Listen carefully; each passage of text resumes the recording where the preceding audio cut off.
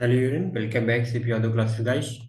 तो last video में हमने इस क्वेश्चन तक कवर कर लिया था, क्वेश्चन नंबर 10 तक। और यहाँ पर आज हम इसके आगे कवर करेंगे। ठीक है। तो हेल्थ की वेतन योजना दर्शाती है। और ये क्वेश्चन जो है हमने कवर कर लिया है। इसमें कौन सा ऑप्शन था?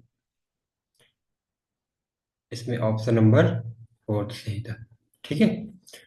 तो हेल्थ की जो योजना है इसमें बताया गया है किसी कार्य के लिए आवश्यक मानक समय निर्धारित किया जाता है और वेतन समय के आधार पर दिया जाता है। ठीक है। इसके बाद हम इस सीरीज के अगले क्वेश्चन को डिस्कस करेंगे। ये जो डिस्कशन हम करने जा रहे हैं दिसंबर दिसंबर 2024 में जो पेपर हुआ है उसी की जो है उसको हम लेकर आए हैं आपके साथ। डिस्कस करेंगे इसको। और इसमें 10 क्वेश्चन हमने डिस्कस कर लिया है। और रिमेनिंग 10 जो है जो अदर क्वेश्चन है 19 क्वेश्चन, जो 90 क्वेश्चन है अदर, उनको हम इसी तरह 10-10 क्वेश्चन करके डिस्कस करेंगे।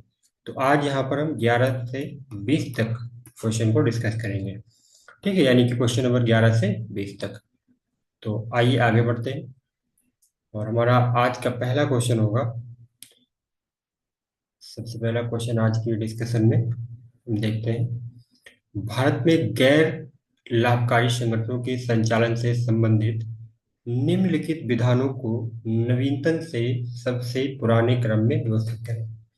ठीक है, तो नवीनतम से सबसे पुराने क्रम में व्यवस्थित करना है ना। तो हम देख लेते हैं सोसाइटी पंजीकरण अधिनियम कब आया? 1860 में। भारतीय कंपनी अधिनियम कब आया? 1956 में। फाइनली 2013 में। ठीक है, संशोधित होके। भारतीय सार्वजनिक न्यास अधिनियम कब आया? ये जो है 1882 में और 1950 में। 1882। ठीक है, 1950 और 1882।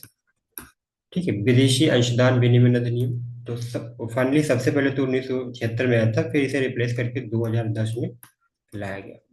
ठीक है। तो ये कुछ जो है वर्ष हैं जिनमें ये कार्यक्रम लॉन्च किए गए हैं। अब इनको हम क्रम से लगाएंगे तो हम देखेंगे जो है नवीनतम से सबसे पुरानी की ओर अगर हम बढ़ेंगे तो इसमें कौन सा क्वेश्चन जो है सही होगा। आई होप आप इस क्वेश्चन को आप सॉल्व कर सकते हैं। ठीक है। तो यहाँ पर जो सही जवाब है वो है ऑप्शन नंबर 2। ठीक है, ऑप्शन नंबर 2, BDCA। ठीक है। तो BDCA देख लेते हैं ऑप्शन को। बी मतलब भारतीय कंपनी अधिनियम। ठीक है। तो ये नए सिरे से कब आया? 2013। ठीक है, भारतीय कंपनी अधिनियम 2013। इसके बाद डी, विदेशी अंशदान विनिमय अधिनियम, ये 2010 में। इसके बाद सी, सी यानी कि भारतीय न्यास अधिनियम, ये 1950 में फाइनली आया। और इसके बाद जो है सोसाइटी पंजीकरण अधिनियम, ये 1860 का। तो नवीनतम से पुराने में पूछा गया है तो सबसे नवीन बी। ठीक है, तो इस प्रकार हम समझ सकते हैं। भारतीय सार्वजनिक न्यास को कहीं कहीं 1882 भी लिखा है, सबसे पहले 1882 ही आया था। ठीक है। और 1950 भी है ना। इसके बाद हम अगले क्वेश्चन पे चलते हैं। ये यहाँ पर डिटेल दी गई है, आप देख सकते हैं व्याख्या के अंतर्गत। ठीक। अगला क्वेश्चन हमारा जो है, कौन सा सतत विकास लक्ष्य मातृ स्वास्थ्य से संबंधित है? ठीक है। SDG गोल्स के बारे में आपने पढ़ा होगा और हमने कई बार वीडियो में डिस्कस भी किया है। तो टोटल 17 SDG गोल्स है 2015 से 2030 तक के लिए जो है इन्हें लागू किया गया है। और इनके माध्यम से विभिन्न प्रकार के लक्ष्यों को पूरा करने का, प्राप्त करने का 2030 तक का क्या है, टारगेट है। ठीक है। तो उसी में से प्रश्न पूछा गया कौन सा सतत विकास लक्ष्य मातृ स्वास्थ्य से संबंधित है? SDG 1, SDG 2, SDG 8 और SDG 5। तो एक एक करके देख लेते हैं।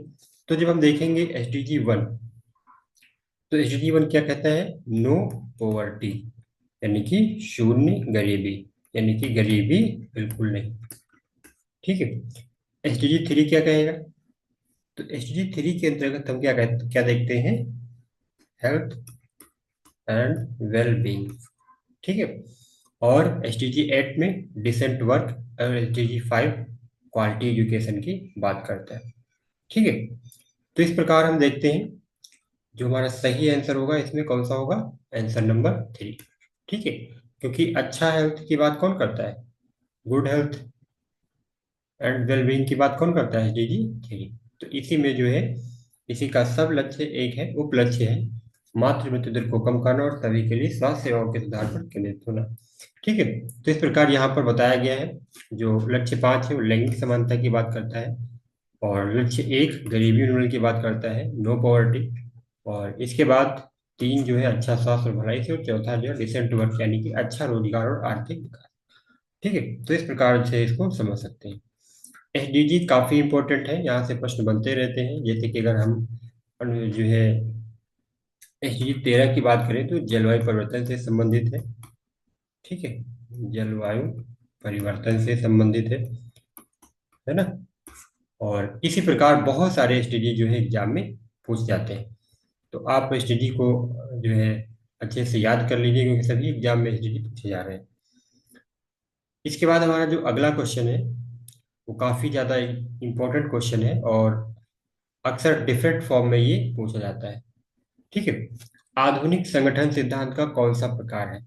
तो इसमें जो सही जवाब होगा वो होगा व्यवहारिक सिद्धांत।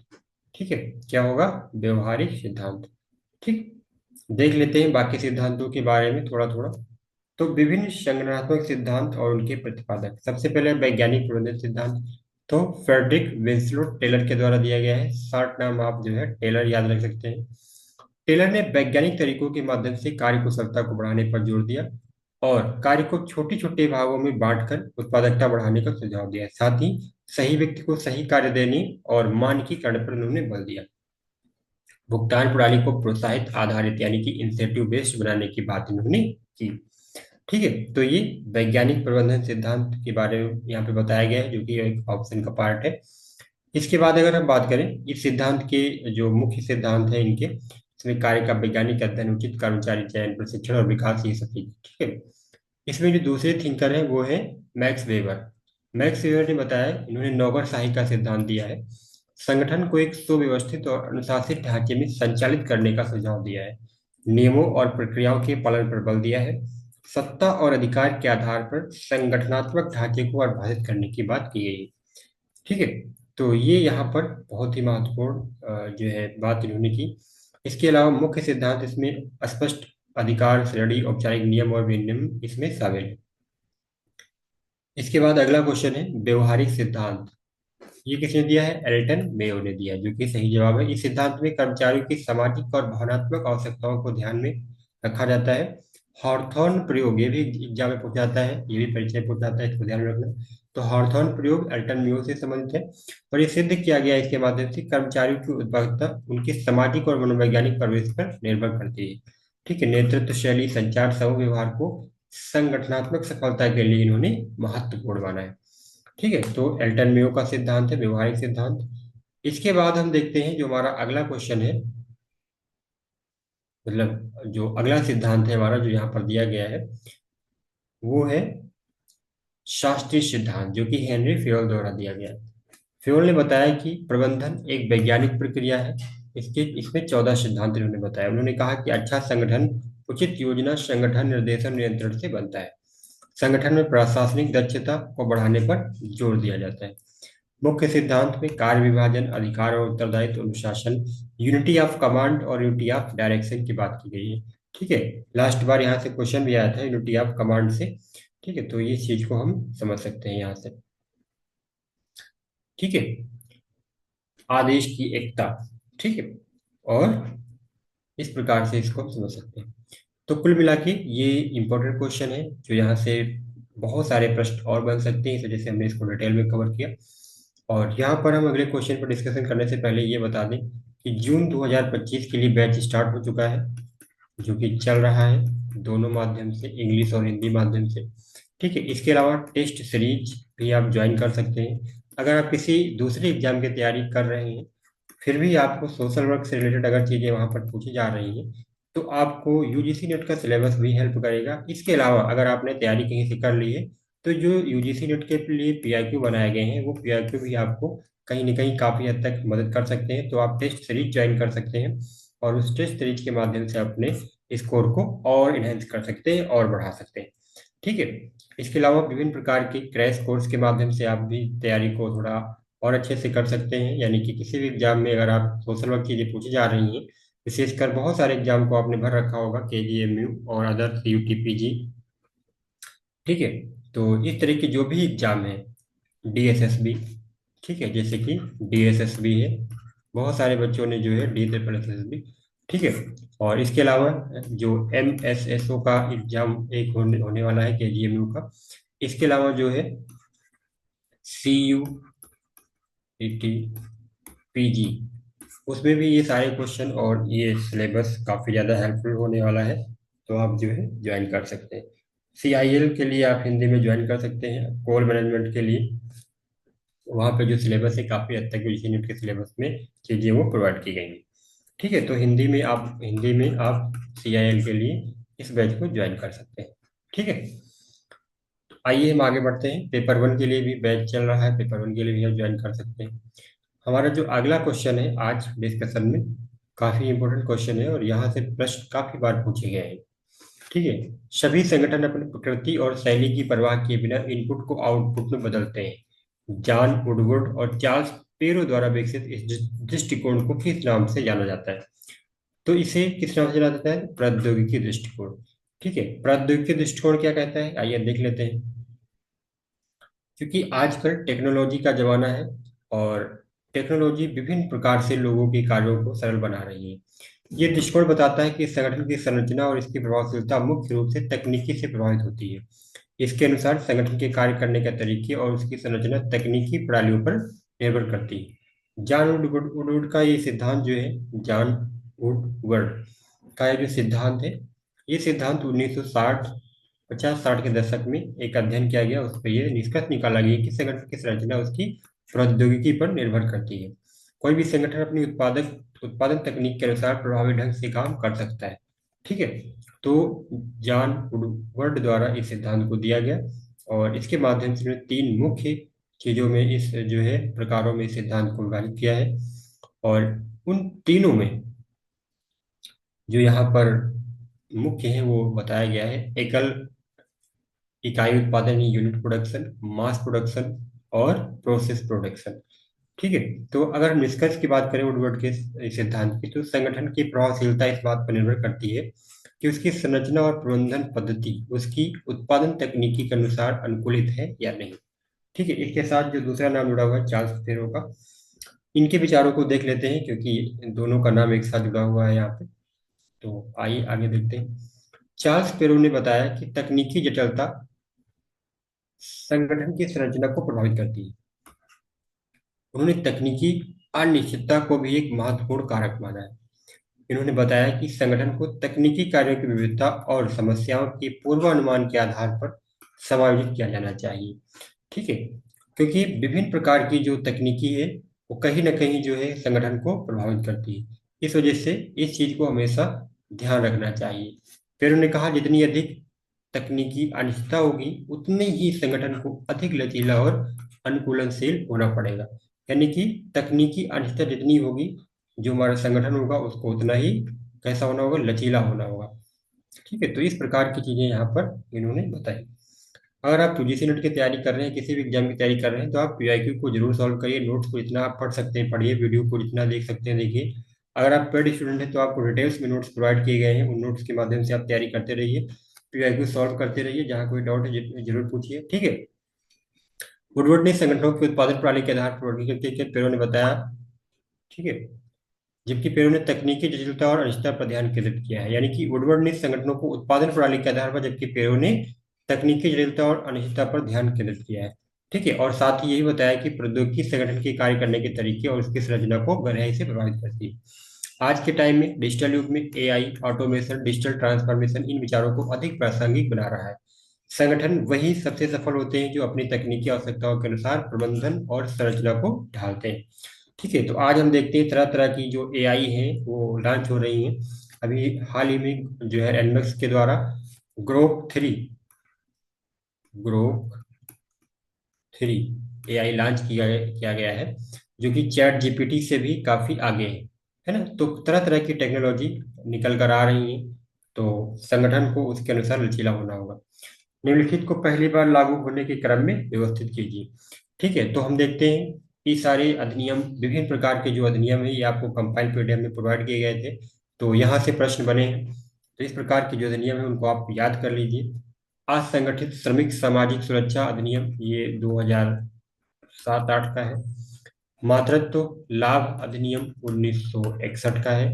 कर्मकार मुआवजा अधिनियम, ये जो है 1923 का है। ग्रेच्युटी भुगतान अधिनियम 1965 का है। और भारतीय कंपनी अधिनियम 1956 और 2013। ठीक है, तो इस प्रकार जो है देख सकते हैं क्रम में जब लगाएंगे तो हमें सही जवाब मिल जाएगा। ठीक है, तो उपरोक्त के आधार पर जब हम क्रम में लगाते हैं तो हमारे पास सही जवाब निकल कर आता है ऑप्शन नंबर 2। ठीक है, ऑप्शन नंबर 2 में कौन सा आएगा, हम देख लेते हैं एक बार। सबसे पहले आएगा कर्मकार मुआवजा अधिनियम 1923 में आया है। ठीक है, तो इस प्रकार हम जब एलिमिनेट करेंगे तो सबसे पहले सी आ रहा है, इसका मतलब ऑप्शन नंबर 1 और 4 कट जाएंगे। इसके बाद हम देखेंगे बी आ रहा है। बी मतलब मातृत्व लाभ अधिनियम 1961 में। ठीक है, और जब दोनों में बी है तो ये भी सही हो सकता है, भी सही हो सकता है, लेकिन हम देखेंगे फिर आगे बढ़ेंगे। इसके बाद डी आ रहा है। डी मतलब ग्रेच्युटी भुगतान अधिनियम 1965, यानी कि ऑप्शन नंबर 2 क्या होगा, सही होगा। ठीक है, तो इस प्रकार हम इसको एलिमिनेशन मेथड से, यानी कि कौन से गलत है उनको छांट कर भी सॉल्व कर सकते हैं। यहाँ पर सभी की डिटेल दी गई है, आप देख सकते हैं। इस प्रकार हम आगे बढ़ते हैं और अगला क्वेश्चन है, कौन सा सिद्धांत तर्क देता है कि पुरुषों और महिलाओं के बीच असमानता पितृसत्ता के कारण है और इसे संबोधित करने के लिए पूरी तरह से नई प्रणाली की आवश्यकता है। ठीक है, तो रेडिकल फेमिनिज्म जो है इस बारे में बात करता है। ठीक है, तो इन सब के बारे में देख लेते हैं एक एक करके। और ये जो आप पीडीएफ देख रहे हैं ये पीआईक्यू फॉर्म में विद एक्सप्लेनेशन पेड कोर्स के बच्चों के लिए ऐड कर दी गई है। ठीक है, तो वो वहां से पढ़ सकते हैं। रेडिकल फेमिनिज्म की अगर हम बात करें तो ये मानता है कि लैंगिक असमानता का मुख्य कारण पितृसत्ता है, पैट्रियार्की है, जो समाज में पुरुषों के वर्चस्व को बनाए रखता है। ठीक है, ये सिद्धांत तर्क देता है कि महिलाओं की मुक्ति के लिए समाज की मौलिक संरचना को बदलने की आवश्यकता है। ठीक है, रेडिकल फेमिनिस्ट मानते हैं कि महिलाओं के शोषण और उत्पीड़न को समाप्त करने के लिए नई सामाजिक व्यवस्था की जरूरत है। ठीक है, तो ये तो हो गया रेडिकल फेमिनिस्ट के बारे में। अगला जो यहाँ पर मुख्य जो विचारधारा है वो बताई गई है ब्लैक फेमिनिज्म। ब्लैक फेमिनिज्म क्या है, तो इसके अंतर्गत हम देखते हैं नस्ल लिंग वर्ग के प्रतिच्छेदन यानी कि इंटरसेक्शनलिटी पर केंद्रित है।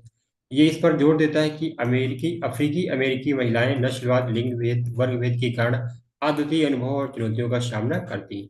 तो ब्लैक फेमिनिस्ट इन सभी प्रकार के उत्पीड़न को समझने उनका मुकाबला करने के लिए एक समग्र दृष्टिकोण विकसित करने की वकालत करता है। ठीक है, तो ब्लैक फेमिनिस्ट को हम किससे जोड़ सकते हैं, नस्लवाद से जोड़ सकते हैं, लिंग और वर्ग के आधार पे जो भेदभाव होता है उससे जो है इसको जोड़ सकते हैं।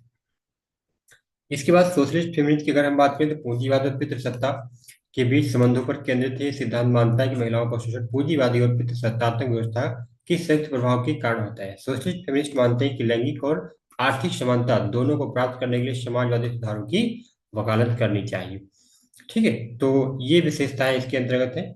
इस प्रकार हमने देखा कि सारी विचारधारा जो है अपने आप में अलग अलग विशेषताओं के साथ महत्वपूर्ण है, इसमें से कोई भी एग्जाम में पूछी जा सकती है। इसके बाद मार्क्सिस्ट जो फेमिनिज्म है इन्होंने बताया कि ये मानते हैं कि महिलाओं का उत्पीड़न पूंजीवादी व्यवस्था का परिणाम है और तर्क देते हैं कि महिलाओं की मुक्ति के लिए पूंजीवादी व्यवस्था को समाप्त करना जरूरी है। साथ ही इन्होंने बताया कि महिलाओं के घरेलू श्रम और आर्थिक शोषण पर विशेष ध्यान दिया जाए।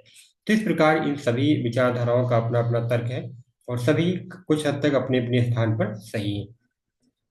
ठीक है, इसके बाद जो अगला क्वेश्चन है जहां से बहुत बार प्रश्न पूछा जाता है वो है व्यक्तियों को उनकी वर्तमान समस्याओं के बिना अपनी दुनिया की कल्पना करने के लिए प्रोत्साहित करता है। ये अक्सर समाधान केंद्रित चिकित्सकों के टोल के किट में पाया जाता है। ठीक है, तो 4 ऑप्शन दिए गए हैं और उपरोक्त प्रश्न को पढ़ के खाली स्थान बताया गया है शुरुआत में, आपको भरना है कि यहाँ पर क्या होगा। ठीक है, तो हम देखेंगे कि इसका सही जवाब है ऑप्शन नंबर 4 चमत्कार प्रश्न। ठीक है, चमत्कार प्रश्न क्या है यहाँ पर बताया गया है। ठीक है, इसको आप पढ़ लेना डिटेल्स। इसके बाद हम आगे बढ़ते हैं।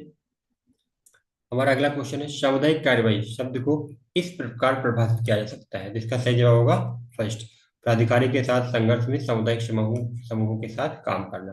ठीक है, तो ये सब चीजें आपने डिटेल से पढ़ रखी हैं और पेड कोर्स में अच्छे से समझाया गया है।